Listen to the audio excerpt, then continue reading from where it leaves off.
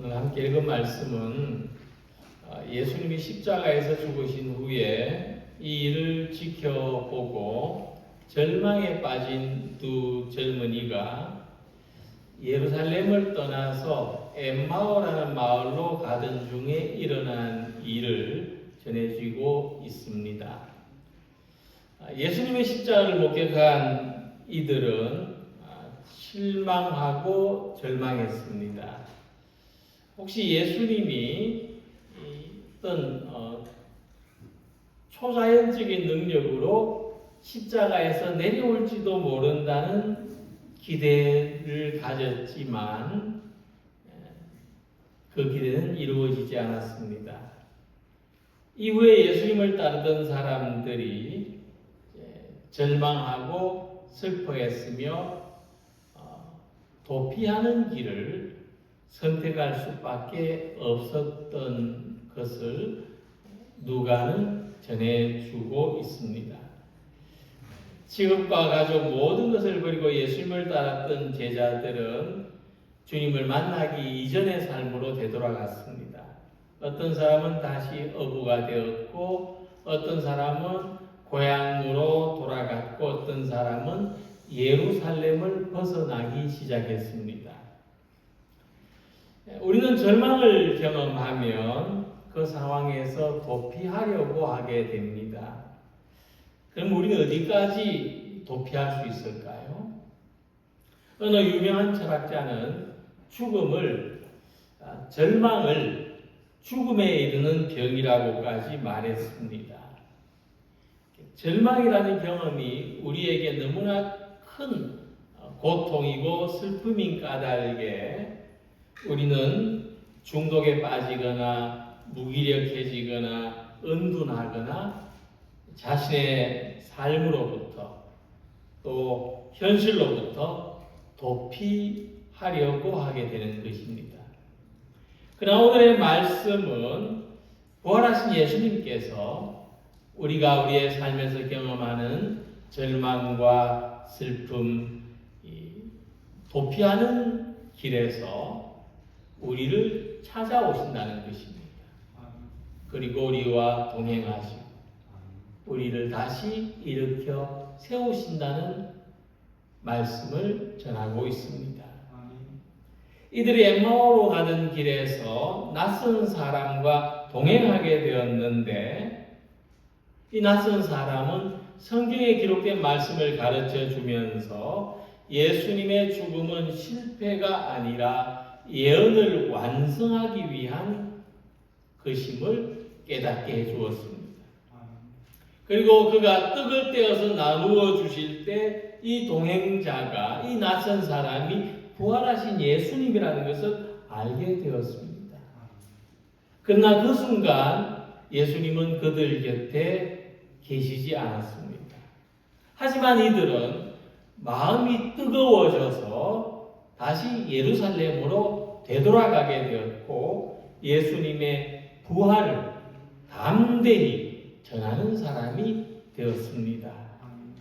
이 내용은 우리가 예수님의 부활을 믿을 때 우리 삶의 절망과 슬픔, 도피로부터 우리가 엠마오를 향해서 가는 길로부터 다시 되돌아올 수 있다는 것을 보여줍니다.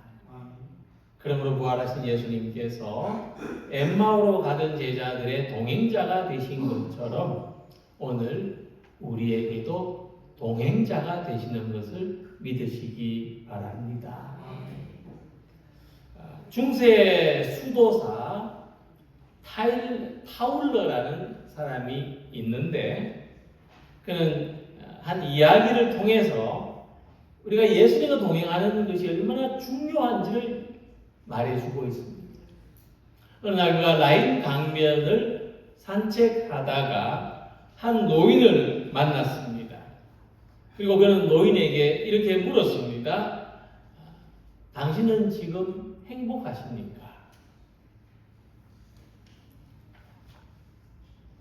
이 질문에 노인은 대답합니다. 나는 언제나 기쁩니다. 내 인생에는 좋지 않은 날이 하루도 없었습니다. 그러자 타울러는 정말 그런가 의심스러운 마음으로 노인에게 이렇게 물었습니다. 만일 하나님이 당신을 지옥에 보내신다고 해도 기쁠 수 있겠습니까? 그자 노인은 유쾌하게 대답했습니다. 지옥이 어디 있는지 나는 모르지. 그러나 나는 주님이 나를 떠나지 않는다는 사실을 압니다. 주님이 안 계시다면 천국도 내게는 필요가 없고, 주님과 함께라면 불구덩이 지옥에 있어도 나는 기쁘답니다. 오래전부터 교회사에 전해 내려오는 이야기지만은 주님과 동행하는 삶이 우리에게 얼마나 중요한지 귀한 가르침을 전해줍니다. 만일 오늘 우리의 삶이 불구덩이 지옥에 있는 것 같아도 우리와 함께 하시고 우리와 동행하시는 주님으로 말미암아 희망과 기쁨을 가지는 모든 성도가 되시기를 소망합니다. 이 부활하신 주님께서 오늘 우리가 걷는 길에 함께 하십니다. 우리의 삶의 절망을 극복하고 하나님과 함께 나아가는 이 힘은 부활의 믿음에서 생깁니다. 예수님이 부활하셨으니 우리도 부활할 것을 믿습니다. 예수님이 죽음의 절망을 이기고 승리하셨으니 우리도 모든 절망을 이기고 승리할 것을 믿는 우리 모두가 되시기를 바랍니다. 먼저 예수님의 부활은 엠마오로 가는 이 두 사람에게 고난을 새롭게 이해하는 믿음을 주었습니다. 먼저 이들은 예수님을 믿고 따랐습니다. 예수님을 의지했고 십자가 앞에까지 예수님을 따라갈 만큼 그들은 예수님을 전적으로 자기 삶의 전부로 받아들였습니다. 그리고 그들에게는 힘이 있었습니다. 희망이 있었습니다. 기쁨이 있었습니다. 그러나 예수님의 십자가 고난과 죽음을 목격하고는 절망했습니다. 무엇보다 그들이 이해할 수 없었던 것은 예수님이 왜 고난을 받으셔야 하는가 하는 것이었습니다. 예수님이 고난을 받으신 것은 하나님이 고난을 받으신 것과 같고 예수님이 죽으신 것은 하나님이 실패하신 것과 같은 것으로 느꼈습니다. 그리고 그 안에서 자기들도 실패한 것으로 경험되었습니다. 에마오로 가는 두 사람은 가는 길 내내 그 이야기를 했습니다. 왜 하나님의 구세주가 고난받고 죽으셔야 하는지, 우리 삶의 고난은 왜 이해되지 않는지, 왜 하나님은 우리에게 이해될 수 없는 고난을 허락하시는지. 이 엠마오로 가던 두 제자의 이야기처럼 우리의 삶도 고난 이전과 이후로 나누어집니다. 어떤 유명한 사람이 암에 걸려서 아프기 전과 아픈 이후에 자기 삶이 어떻게 달라졌는지를 이야기합니다. 어떤 사람들이 자기 삶에 문제가 있기 전과 문제가 생긴 이후에 삶이 어떻게 달라졌는지를 말합니다. 우리는 고난이라는 상황이 우리의 외모까지도 바뀌게 합니다. 우리의 삶의 태도나 우리의 신앙에까지도 영향을 줍니다. 고난 때문에 우리는 완전히 다른 사람이 될 수도 있다는 것을 알게 합니다. 그래서 우리가 이 고난을 어떻게 이해하고 이 고난을 어떻게 받아들이는지가 우리에게 대단히 중요합니다. 에마오로 가던 제자들에게 예수님은 동행자가 되셨고 그들이 나누는 고난에 대한 주제에 참여하셨고 그들에게 고난의 의미를 새롭게 이해하도록 도와주셨습니다. 우리가 고난의 의미를 찾지 못할 때 예수님은 모세와 모든 예언자들이 전한 말씀을 가르쳐 주시고 예수님이 겪으신 고난의 의미가 무엇인지를 가르쳐 주십니다. 그리스도가 이런 고난을 받고 자기 영광에 들어가야 할 것이 아니냐 하셨습니다.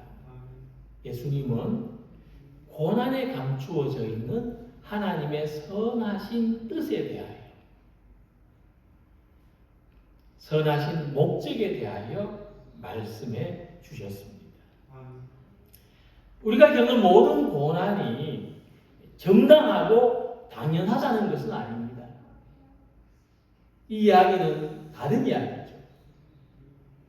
우리는 고난을 정당하고 당연하게 받아들이면 안 되죠. 특히 다른 사람이 겪는 고난에 대해서는 더 그렇습니다. 우리는 고난받는 사람을 이해하고 공감해야 되죠.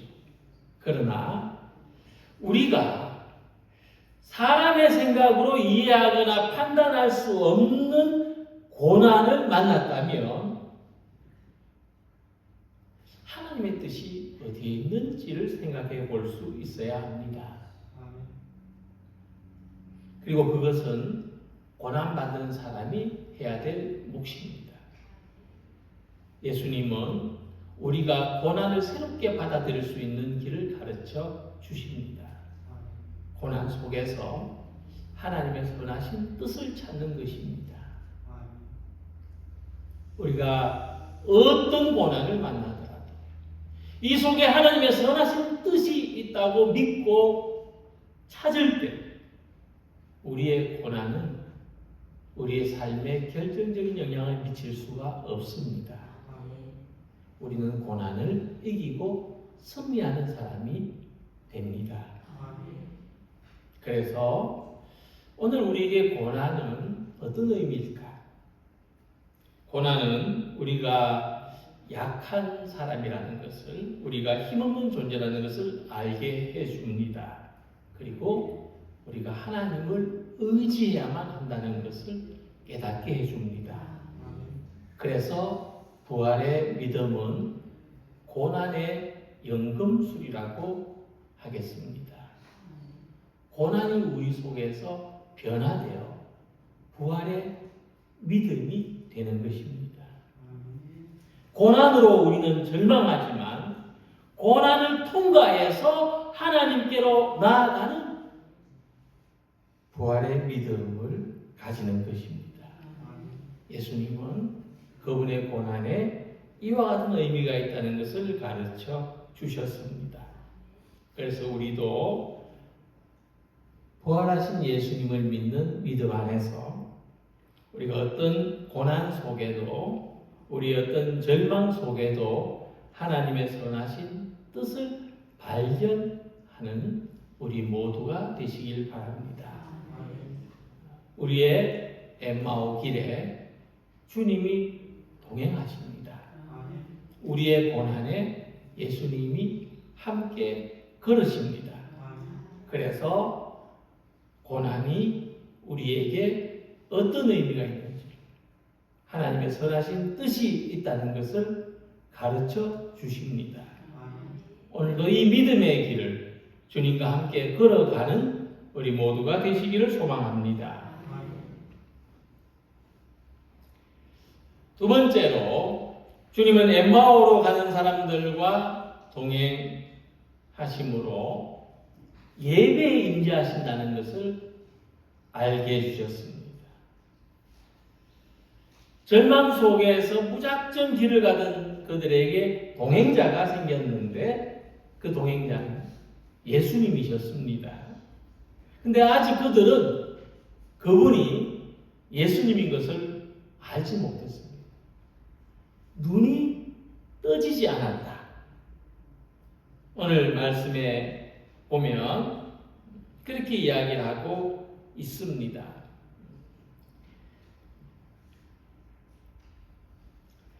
하지만 이 두 사람은 그가 예수님인지는 몰랐지만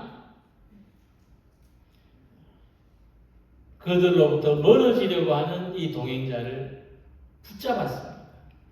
그들이 강권하여서 우리와 함께 머물러 주십시오. 때가 저물었고 날이 이미 기울었습니다. 그래서 그들은 예수님과 하룻밤을 같이 지낼 수 있게 되었습니다. 그들은 예수님을 붙들었죠. 그리고 이 동행자가 가르쳐주는 하나님의 말씀을 듣고 또 나누어 주시는 떡을 받을 때 눈이 떠졌습니다. 바로 그가 부활하신 예수님이라는 것을 알게 된 것입니다. 이 이야기는 굉장히 어떤 비유적인 메시지를 담고 있습니다. 오늘 우리가 부활하신 예수님을 어떻게 만날 수 있는지, 경험할 수 있는지를 비유적으로 말해 준다는 것입니다. 이 예배는 우리로부터 멀어져 가려는 예수님을 붙잡는 행위입니다. 그리고 이 예배 안에서 우리가 듣는 말씀, 또 그리고 교회 전통에서 있었던 성찬, 이 두 가지를 통해서 우리는 부활하신 예수님이 우리와 함께 하시는 것을 경험하는 눈이 떠집니다. 특히 초대교회에서 성찬은 예수님을 전하는 의미를 가졌습니다. 바울은 고린도전서 11장 26절에 우리가 성찬에 참여하는 의미에 대해서 말하기를 그의 주님의 죽으심을 그가 오실 때까지 전하는 것이라고 했습니다. 우리는 말씀과 성찬의 예배를 통해서 부활하신 예수님을 만날 뿐만 아니라 전합니다. 특히 예배에서 우리는 자기 삶의 많은 문제에 대하여 답을 얻습니다. 고난 속에 있을 때, 절망할 때, 모든 것으로부터 도망치고 싶을 때 말씀에서 길을 찾습니다. 우리는 고난받으신 예수님을 통해서 속죄의 은혜를 경험하고 고통과 절망으로부터 구원을 받습니다. 고난 속에서도 기도하고 고난 속에서도 하나님을 의지함으로써 이 고난을 이기고 승리한다는 확신을 가지게 됩니다. 예수님이 두 사람에게 떡을 떼어 주신 것은 성도들의 나눔, 성도들의 섬김, 교제를 의미하기도 합니다. 주님이 떡을 떼어 나누어 주실 때 그들은 갑자기 예전의 장면이 생각이 납니다. 예수께서 잡히시던 날 밤에 떡을 들어서 감사의 기도를 드리신 다음 떼어 주시면서 하신 말씀이 떠오릅니다. 이것은 너희를 위하여 주는 내 몸이다. 너희는 이것을 행하여 나를 기억하여. 떡을 받을 때 제자들의 눈이 밝아졌다고 했습니다. 지금 이 떡의 주인이 누구인가? 지금 이 떡을 떼어주는 사람이 누구인가? 예수님이라는 것을 알게 된 것입니다. 그러므로 오늘 우리가 예배드릴 때, 오늘의 예배는 예수님을 알아보는 눈이 떠지는 예배입니다. 예수님을 알아보는 눈이 떠졌다는 것은 또한 자기를 바라보는 눈도 새롭게 떠졌다는 것을 말합니다. 예배는 하나님을 바라보는 눈을 가지게 한다는 것입니다. 예배는 나의 삶에 주님이 동행하시는 것을 보는 눈이 떠지게 하는 것입니다. 오늘도 예배를 통해서 하나님의 말씀이 우리가 가야 할 길을 가르쳐 주시고 눈을 열어 보여주시기를 소망합니다. 성찬의 참여를 통하여 주님이 우리 가운데 계신 것을 경험하게 하고 우리는 예배를 드릴 때마다 주님의 부활하심을 고백하기를 소망합니다. 우리와 동행하시는 주님, 이 예배에 임재하시는 주님께서 우리에게 절망을 희망으로, 고통에서 위로로, 의심에서 믿음의 눈을 가지게 하시기를 소망합니다. 실패와 절망의 엠마오로 가는 길에도 주님이 동행하시는 것을, 실패와 절망과 슬픔의 삶 속에 하나님이 함께 하시는 것을 믿음의 눈으로 바라보는 모든 성도들이 되시길 바랍니다. 그리고 엠마오로 가는 길에서 예수님을 만난 이 제자들은 다시 마음이 뜨거워진 것을 경험합니다. 32절을 보면 그들이 서로 말하되 길에서 우리에게 말씀하시고 우리에게 성경을 풀어주실 때에 우리 속에서 마음이 뜨겁지 아니하더냐 했습니다. 아마 그들은 그 순간에는 그 마음이 뜨거워지는 느낌을 그냥 평범한 것으로, 좀 이상한 것으로 지나쳤을 가능성이 큽니다. 하지만 떡을 떼어 나누어 주실 때 우리와 동행하신 분이 예수님이었구나 하는 사실을 깨달은 순간, 그때 그 마음 뜨거웠던 것이 그냥 평범한 일이 아니라는 것을 알게 된 것이죠.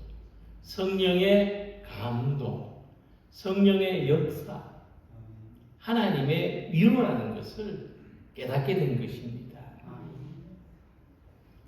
이처럼 예수님이 우리와 동행하신다는 것을 깨달을 때, 우리와 함께 하신 예수님을 만날 때 우리의 마음이, 우리의 믿음이, 우리의 삶이 다시 뜨거워짐을 경험하는 성도가 되시길 바랍니다. 연료가 없는 자동차는 아무리 좋은 차라도 달릴 수가 없습니다. 충전되지 않은 전자기기는 사용할 수가 없습니다. 이처럼 우리의 삶에 우리를 뜨겁게 하는 새로운 에너지가 필요합니다. 충전되어야 합니다. 부활의 주님이 우리와 동행하신다는 것은 우리의 삶이 주님으로부터 충전되어야 한다는 것을 알게 해줍니다. 오늘 저와 여러분들의 삶이 주님과 연결되어서 주님으로부터 충전돼, 주님으로부터 다시 뜨거워지는 심장을 가진 믿음의 사람들이 되시기를 소망합니다. 이 두 사람이 그것을 깨달았을 때 33절을 보면은 곧바로 바로 일어났다고 했습니다. 그리고 다시 예루살렘으로 돌아갑니다. 다시 교회로 돌아왔습니다. 그리고 말하기를 주님은 부활하셨습니다. 우리가 부활하신 주님을 만났습니다. 부활하신 예수님께서 죽음과도 같은 절망과도 같은 죽음으로부터 우리를 구원하십니다. 그래서 오늘도 우리를 찾아오십니다. 그래서 주님을 만난 우리의 삶은 이제 에마오로 가는 길이 아닙니다. 절망의 길, 슬픔의 길, 도피의 길이 아닙니다. 이제 우리는 이 모든 고난을 거슬러 믿음의 길을 가는 사람들이고 기쁨의 길을 가는 사람들입니다. 그러면 오늘 우리의 가슴이 뜨거워지는 성도들이 되시기를 소망합니다. 주님의 말씀으로, 주님의 뜻으로, 성도의 교제 안에서 우리의 믿음이 뜨거워지고 우리의 삶이 다시 예루살렘을 향해서 올라가는 성도들이 되시길 바랍니다. 우리가 부활하신 주님을 만난 뜨거운 마음으로서 함께 위로하고 함께 격려하고 함께 주님의 나라를 이루어가는 새로운 삶이 우리 가운데 이루어지시기를 주님의 이름으로 기원합니다. 기도드리겠습니다.